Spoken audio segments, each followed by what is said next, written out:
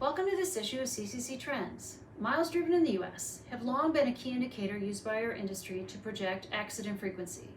With COVID-19, however, there appear to be significant changes in the how, when, and where people are driving that may require our industry to reassess what this metric is telling us.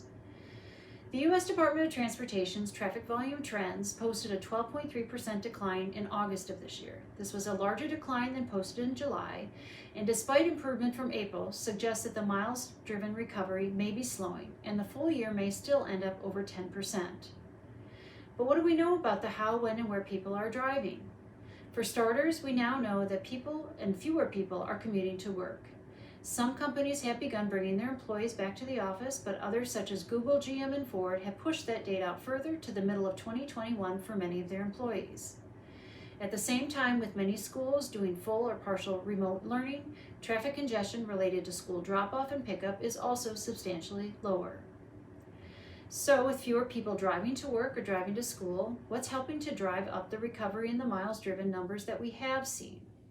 One reason, a sharp acceleration in e-commerce growth in 2020, which reached a level previously not expected until 2022.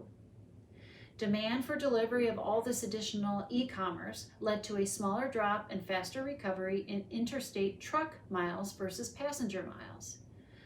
Already by mid-October, FedEx and UPS had informed some of their largest shippers that most of their capacity was already spoken for, anticipating that the industry would be over capacity during the upcoming holiday season.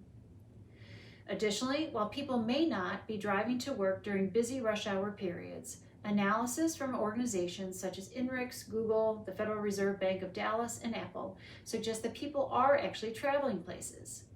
Many of these analyses use anonymized data collected from connected cars and/or mobile devices, and data like this from Apple Mobility Trends suggests that people are venturing out from home, but potentially not going to the places they normally go.